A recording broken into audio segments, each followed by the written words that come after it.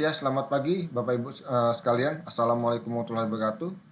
Ya, jumpa lagi Bapak Ibu sama saya di mata kuliah Sistem Informasi Manajemen. Pada kesempatan ini saya akan membahas tentang bagaimana mencapai atau meningkatkan operational excellence dan juga mencapai hubungan yang baik antara perusahaan dan konsumen tadi Bapak Ibu. Adapun materi yang saya pakai ini adalah saya ambil dari buku Manajemen Information System Managing the Digital Firm edisi ke-12. Baiklah, kita mulai saja Bapak Ibu sekalian. Uh, di pertemuan ini kita akan memaparkan atau mempresentasikan bagaimana cara hubungan antara teknologi IT ataupun di sini diwakilkan dengan enterprise system yang dapat menolong bisnis operasional dalam suatu perusahaan tadi, dan juga bagaimana juga supply chain itu terkoordinasi dengan baik antara supplier sampai ke konsumen tadi. Juga nanti di sini juga akan dibahas tentang studi kasus yang berhubungan dengan hubungan antara perusahaan dengan konsumen tadi. Baiklah Bapak Ibu sekalian, kita akan lanjut saja ke materi selanjutnya. Di di sini kita akan mencontohkan suatu sistem Bapak Ibu sekalian, sistem yaitu yang dinamakan Enterprise Resource Planning. Jadi perusahaan ERP atau disebut ERP system.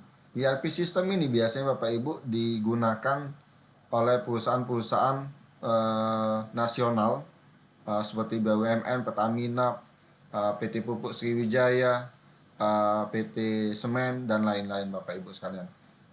Kenapa digunakan oleh perusahaan-perusahaan besar? Karena memang harga dari implementasi ERP sistem ini lumayan cukup mahal Bapak Ibu sekalian. Karena memang kalau Bapak Ibu bisa lihat, bisa diketik, itu harganya tuh biasanya per modul ataupun per user tadi. Nah, di sini ERP juga banyak juga yang selain yang harganya mahal tadi, banyak juga yang free ataupun yang murah juga, atau juga bisa perusahaan tadi mengcustom atau membuat sendiri atau memesan sesuai dengan kebutuhan dalam suatu perusahaan tadi Bapak Ibu. Jadi suatu ERP sistem tadi ya kan itu digunakan untuk proses operasional proses dalam internal perusahaan, maupun juga untuk berhubungan dengan perusahaan-perusahaan yang menjadi mitra perusahaan tersebut Bapak Ibu. Jadi ERP sistem ini bisa dikatakan akan menyangkau seluruh bisnis proses dalam suatu perusahaan tadi. Nah, di sini ada dua pemain besar Bapak Ibu sekalian. Misalnya ada Oracle ERP, ada SAP ERP Bapak Ibu sekalian. Yang biasa yang pernah saya baca adalah misalnya di Pupuk Indonesia Holding Company itu menggunakan SAP ERP untuk mengkoneksikan seluruh 7 anak perusahaannya yang ada di Indonesia tadi. Ya kan? Biasanya ini tadi Bapak Ibu di dalam ERP tadi tersebut ada biasanya ada finance, accounting, general, human resource, manufacturing product atau production, and sales and marketing tadi Bapak Ibu sekalian. Jadi di sini ya kan bisa kita lihat tadi Bapak Ibu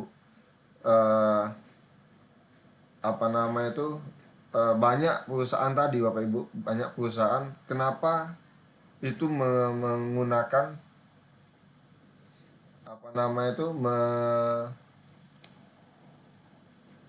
menggunakan Oracle tadi Bapak Ibu sekalian, ya kan?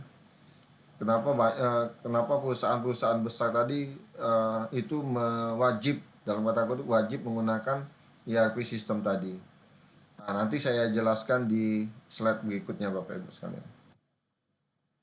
Nah, di sini ya kan di dalam yang sudah saya jelaskan tadi Bapak Ibu sekalian, di sini ada jenis apa nama itu bagaimana suatu ERP tadi atau ERP sistem bekerja. Jadi ada yang sudah saya sebutkan tadi, ada finance atau accounting, human resource, production, dan sales marketing, yang dimana dia menjadi terintegrasi dengan satu database yang terpusat tadi Bapak Ibu sekalian. Jadi kliennya banyak, ya kan, bisa di seluruh cabang dan mitra bisnisnya, tapi juga tetap database-nya dalam uh, satu lokasi, misalnya di Jakarta maupun di main office-nya.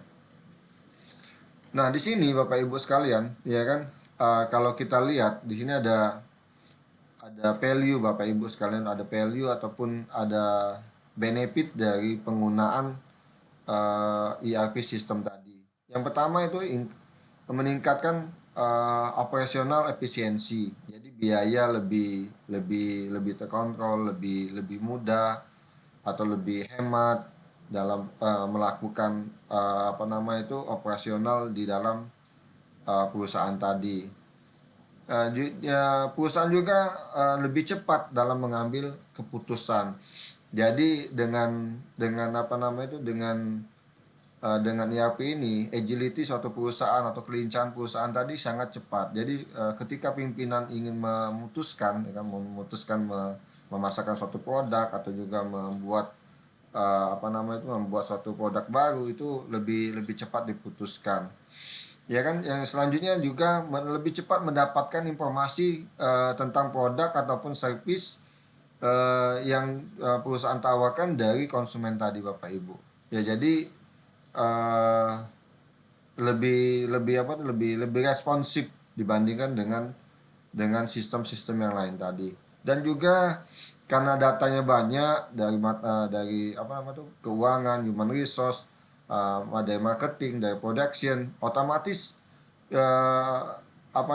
ERP ini dapat digunakan sebagai tools dalam menganalisis atau memprediksi penjualan ke depan ataupun juga bisnis ke masa depannya. Nah, tetapi juga Bapak Ibu sekalian, kenapa sih banyak perusahaan Bapak Ibu sekalian, uh, selain ada 4 benefit tadi, business value tadi, of enterprise system tadi, itu ada satu lagi, ya kan, yang yang menjadi pertanyaan, kenapa sih perusahaan-perusahaan besar tadi, BUMN dan segala macam itu mau menggunakan ERP walaupun harganya itu pemodulnya mahal Bapak Ibu sekalian, bisa puluhan miliar Bapak Ibu sekalian. Nah, ini adalah konsep bentuk dari standarisasi internasional Bapak Ibu sekalian. Jadi seperti kita menggunakan smartphone Bapak Ibu sekalian untuk berkomunikasi antara satu dengan perusahaan yang lain, itu biasanya banyak sudah menggunakan platform yang sama Bapak Ibu sekalian. Jadi akan lebih mudah suatu perusahaan yang besar tadi, BUMN tadi, berkomunikasi dengan perusahaan di internasional ataupun di luar negeri jika kita menggunakan SAP yang telah banyak digunakan oleh perusahaan-perusahaan di seluruh dunia tadi. Jadi untuk komunikasi, untuk berinteraksi untuk investasi dengan perusahaan luar, itu sangat dianjurkan untuk menggunakan produk SAP tadi. Selain itu juga biasanya untuk melakukan komunikasi atau juga menjadi mengharuskan. Kadang-kadang ada juga jika kita ingin melakukan investasi di negara di luar negeri, itu menjadi alat ukur bahwa keprofesionalan suatu perusahaan tadi tentang kemampuan, diukur sebagai kemampuan suatu perusahaan tadi dalam dalam bisnis yang mereka jalankan Bapak Ibu sekalian.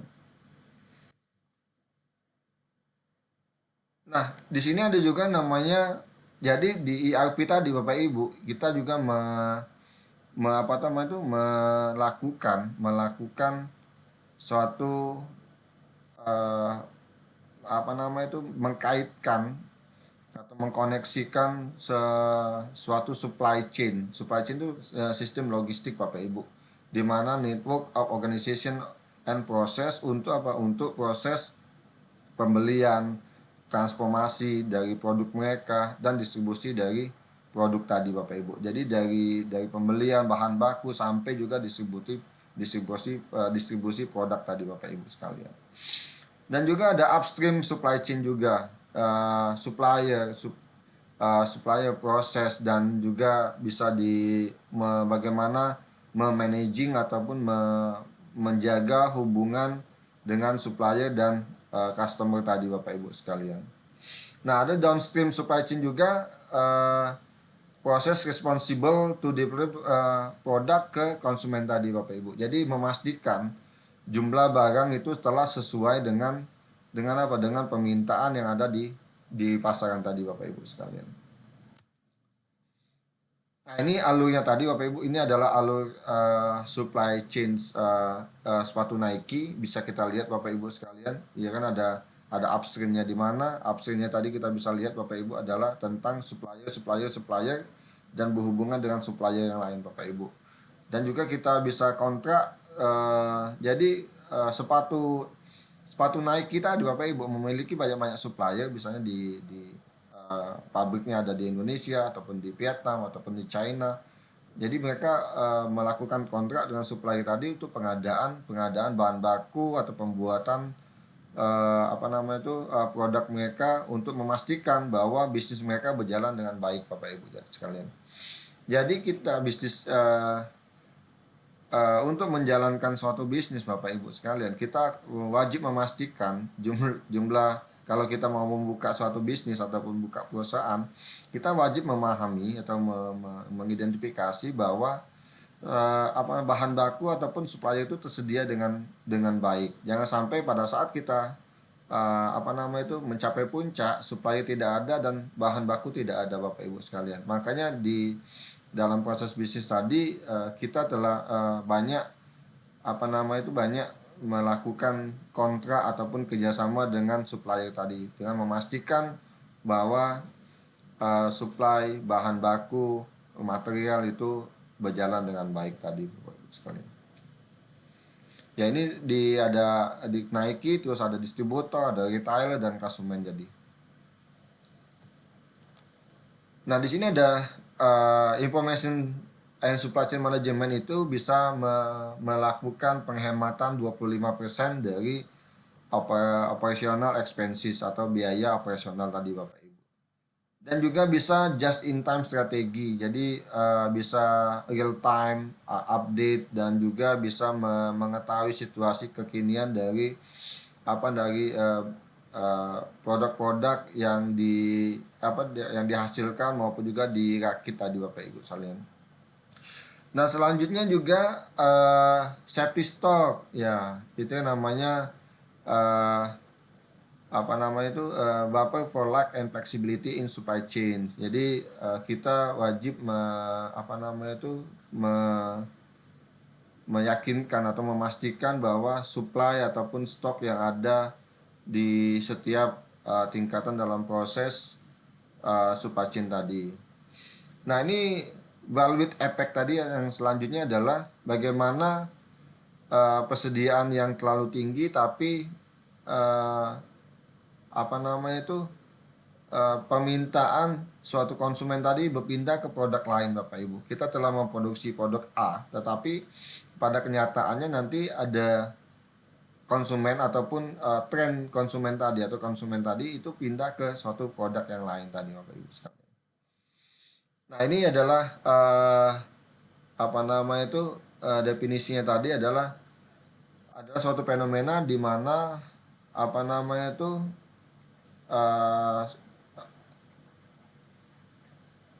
podcast yang mana supply chain tadi meningkatkan melakukan terdapat fenomena di mana konsumen tadi beralih ke ke produk ataupun layanan yang lain. Sedangkan kita tahu Bapak Ibu, kita telah persediaan stok yang dengan jumlah yang banyak tadi Bapak Ibu sekalian. Nah, sini saya mencontohkan salah satu minimarket yang terkemuka. Dia mengatasi bagaimana ini tadi kasus yang bisa Bapak Ibu lihat di 7-Eleven Bapak Ibu sekalian. Di 7-Eleven itu mereka menggunakan IT, ya kan, menggunakan IT sebagai sarana untuk mengurangi mengurangi jumlah stok yang ada di toko tadi Bapak Ibu sekalian. Jadi dia bisa memprediksi bisa juga berdasarkan cuaca, berdasarkan musim, atau juga berdasarkan tren Bapak Ibu sekalian. Misalnya seperti ini. Di kalau kita lihat di 7-Eleven itu biasanya kalau di kota-kota besar, di Jakarta tidak ada lagi. Misalnya di Singapura maupun di Malaysia, itu biasanya tempatnya memilih tempat yang strategis Bapak Ibu sekalian. Tempatnya strategis, kecil, sehingga tidak ada untuk memaksimalkan ruang display ataupun ruang jualan. Mereka mentiadakan jumlah stok ataupun gudang di dalam toko tersebut. Artinya mereka berjualan, stok kita diletakkan di dalam display, yaitu adalah stok tadi. Nah, bagaimana dengan jika mereka melakukan barang tadi sudah habis ataupun tidak tersedia lagi. Nah, disinilah mereka bisa dapat memprediksi bahwa misalnya hari ini akan turun hujan misalnya, atau suhunya panas menjadi 35 derajat Celcius. Maka dia akan push display untuk melakukan strategi jualan dengan menerapkan, misalnya karena cuaca panas, dia akan membuat suatu diskon ataupun penawaran khusus ataupun promo iced tea $1 misalnya kayak gitu Bapak Ibu sekalian. Jadi dengan itu akan menarik si konsumen datang ke toko, sehingga diharapkan si konsumen tadi dapat membeli produk-produk yang telah disediakan oleh 7-Eleven tadi Bapak Ibu sekalian. Jadi itu adalah nah, bagaimana kalau stok tadi habis. Nah, di 7-Eleven Bapak Ibu sekalian, ini tadi kasusnya. Kalau saya lihat di studi kasus di Melbourne, itu adalah si 7-Eleven itu memaksa, ya kan, atau sistem yang ada di 7-Eleven itu terkoneksi dengan sistem yang ada di supplier tadi Bapak Ibu. Jadi kalau barang yang di stok yang disuplai oleh suatu supplier A itu telah capai pada titik kritis atau minim stok, si supplier akan datang dan memasukkan mensuplai lagi produk tersebut dengan cepat tadi Bapak Ibu. Jadi ada suatu mobil pen yang keliling yang melayani 5 sampai 7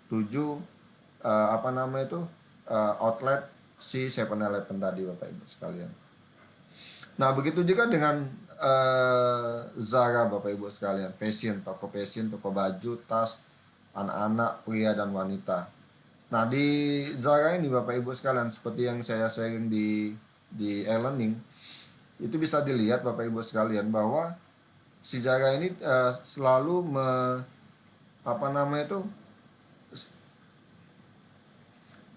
tidak memiliki gudang, ya kan, tidak memiliki gudang karena dia memutus gudang untuk melakukan efisiensi dan meningkatkan keuntungan yang sebesar-besarnya tadi. Jadi dia cukup melakukan dia stok di Zara tadi cuma sedikit, paling-paling 100 baju ataupun ya nggak sebanyak toko-toko ataupun toko-toko baju yang ada di sebagai pesaingnya tadi Bapak Ibu sekalian. Karena memang dia outlet baju Zara ini dia langsung dari dari distributor, dari supplier langsung. Misalnya kalau biasanya untuk kemeja ataupun fashion laki-laki ataupun pria biasanya disupport di negara Indonesia maupun di India. Nah, jadi dia langsung direct supply dari Indonesia langsung ke toko tersebut Bapak Ibu sekalian. Jadi dia langsung masuk ke toko, beberapa toko di apa misalnya di Melbourne ataupun di Sydney dan juga di negara-negara lain tadi tanpa harus melakukan masuk ke gudang dulu.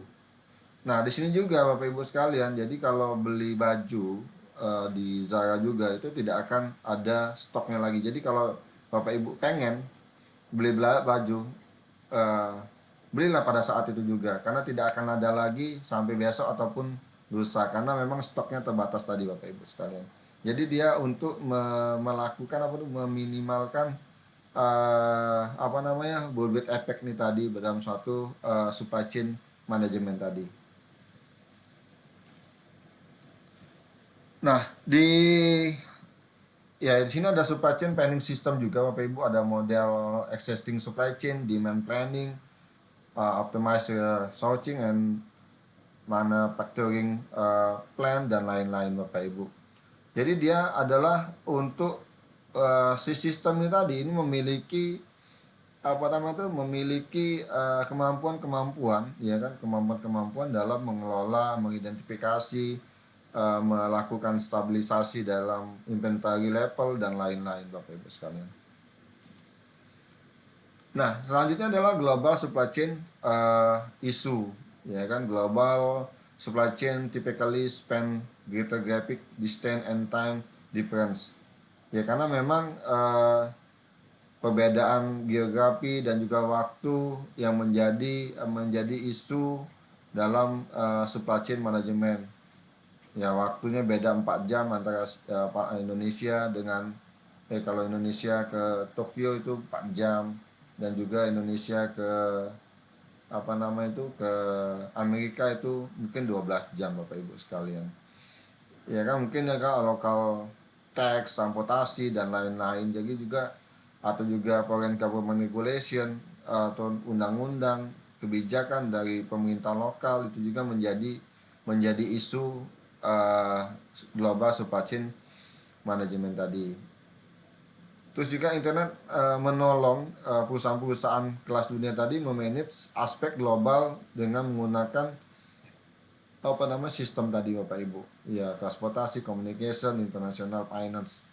Seperti yang saya jelaskan pada slide sebelumnya, pada video sebelumnya, misalnya perusahaan putih kemas tersebut melakukan apa nama itu kerjasama ataupun meletakkan sistem-sistem atau kerjasama dengan pemerintah-pemerintah yang ada di seluruh dunia tadi untuk memastikan efisiensi dan dalam melakukan efisiensi operasional dalam satu perusahaan tadi sehingga supply chain-nya tadi berjalan dengan lancar dan maksimal.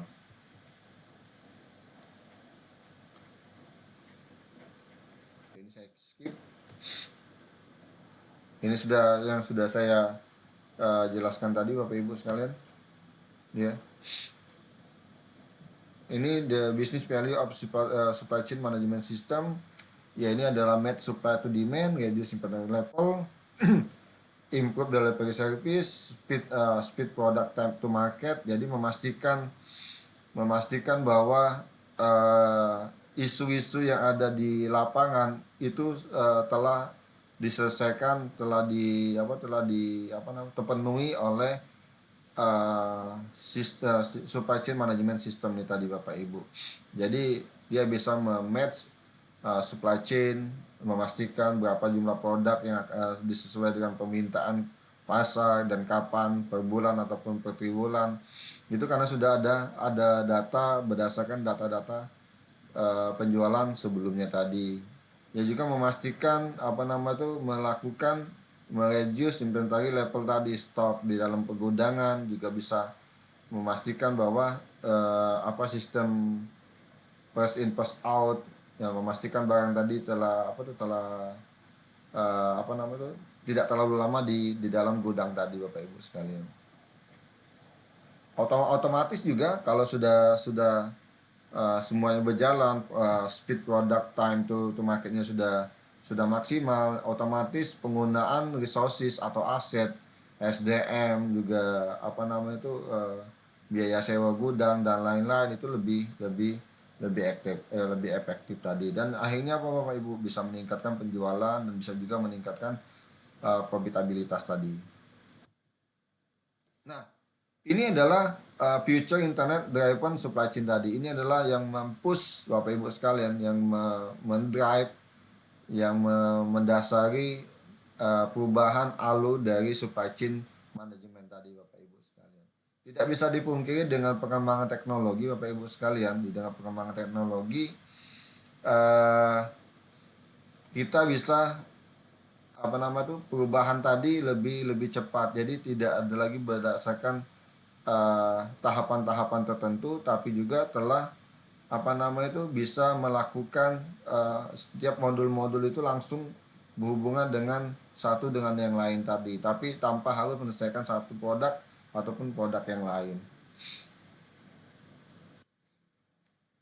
Nah, selanjutnya adalah Customer Relation Management System Bapak Ibu sekalian. Ini saya persingkat saja Bapak Ibu sekalian karena masalah apa namanya waktu juga, semakin lama waktu semakin lama juga apa namanya itu ya cukup membosankan. Jadi ini tentang bagaimana memanage suatu hubungan antara perusahaan dan konsumen tadi Bapak Ibu sekalian. Ini jadi tidak wajar jika suatu perusahaan tadi tidak memiliki data perusahaan atau juga bagaimana menjalin hubungan yang baik antara uh, perusahaan dan konsumen tadi ataupun juga dengan mitra bisnis tadi. Kalau ERP tadi itu memastikan supply atau material segala macam itu sudah berjalan dengan baik. Kalau customer relationship itu memastikan konsumennya tetap engage sama sama si perusahaan tadi Bapak Ibu sekalian. Nah, di sini Bapak Ibu kita banyak ada beberapa channel ataupun custom untuk mendekatkan kita ke konsumen tadi Bapak Ibu sekalian. Ya, yang pertama itu adalah tentang sell, penjualan, service ataupun marketing Bapak Ibu sekalian. Nah, misalnya kita ada masalah, misalnya saya jelaskan di sini cuman service ataupun service center dalam perusahaan tadi. Kita memastikan ada beberapa channel yang tersedia untuk berinteraksi dengan si konsumen tadi. Misalnya telepon, misalnya juga via WA ataupun pesan singkat, website, dan terakhir misalnya dengan email Bapak Ibu sekalian. Jadi ini yang bagaimana si konsumen tadi dapat berhubungan dengan berinteraksi dan berkomunikasi dengan perusahaan tersebut. Jadi perusahaan tadi wajib memiliki channel-channel yang dapat berinteraksi dan berkomunikasi dengan perusahaan tadi Bapak Ibu sekalian. Uh, Selain itu juga mungkin sosial media yang sangat berkembang saat ini. Dan selanjutnya Bapak Ibu sekalian, kita memastikan juga bahwa pelayanan yang diberikan itu sesuai dengan terdapat polisi dan kebijakan ataupun prosedur-prosedur yang berlaku Bapak Ibu. Misalnya seperti ini. Misalnya kalau pelayanan apa namanya itu, misalnya handphone saya rusak Bapak Ibu, saya memastikan tingkatan urgenitasnya, ya kan, kepentingannya seberapa sepenting sih. Misalnya kalau pelayanan rusak, oh ini wajib direspon misalnya dalam waktu sesingkat-singkatnya. Kalau ada email itu minimal 1,5 jam wajib direspon. Jangan kalau ada email masuk dari konsumen itu dibiarkan sampai berminggu-minggu. Nah, itu ada prosedural ataupun ada SOP yang wajib dilakukan oleh si suatu perusahaan tadi untuk menjalin hubungan dengan konsumen tadi Bapak Ibu sekalian. Ini paketnya Bapak Ibu sekalian. Nah, ini adalah misalnya ini adalah prediksi kan how ke customer Relationship Management System itu mensupport marketing tadi. Jadi kita bisa bisa mensupport bagaimana si keinginan dari si konsumen tadi dengan menggunakan Customer Relationship Management System nih Bapak Ibu sekalian. Ini bagaimana kemampuannya Bapak Ibu sekalian. Nah, setelah itu Bapak Ibu sekalian, di dalam kita juga bisa menggunakan data-data dari konsumen tadi, bisa kita olah, kita bisa juga melakukan data mining atau juga bisa melakukan memprediksi dengan data-data yang sudah ada misalnya Bapak Ibu. Misalnya begini Bapak Ibu, misalnya kalau saya, misalnya ada pengantin baru misalnya ini yang selalu saya ceritakan, ada pengantin baru, eh, bulan pertama, gajian bulan pertama dia membeli TV sama AC misalnya Bapak Ibu sekalian. Otomatis pada bulan kedua, ya kan, setelah gajian bulan kedua, otomatis si perusahaan itu akan mengetahui, misalnya akan mengetahui kebutuhan apa sih yang dibutuhkan oleh si pasangan baru tadi, pengantin baru tadi. Nggak mungkin dia akan membeli uh,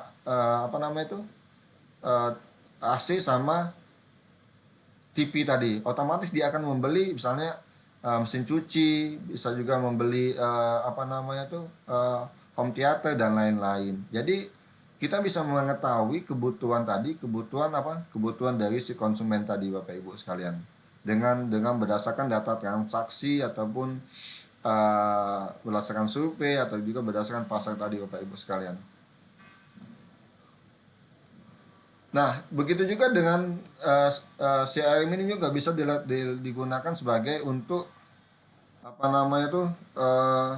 sarana sebagai membantu pemerintah lokal untuk berinteraksi dengan masyarakat dengan sesuai dengan keinginannya tadi, lebih efektif Bapak Ibu sekalian. Nah, ini adalah teknologi misalnya bagaimana aplikasi itu move to cloud. Yang ini sudah saya jelaskan apa sih keuntungan dan kerugian dalam menggunakan dampak-dampak cloud tadi di video sebelumnya tadi. Nah, mungkin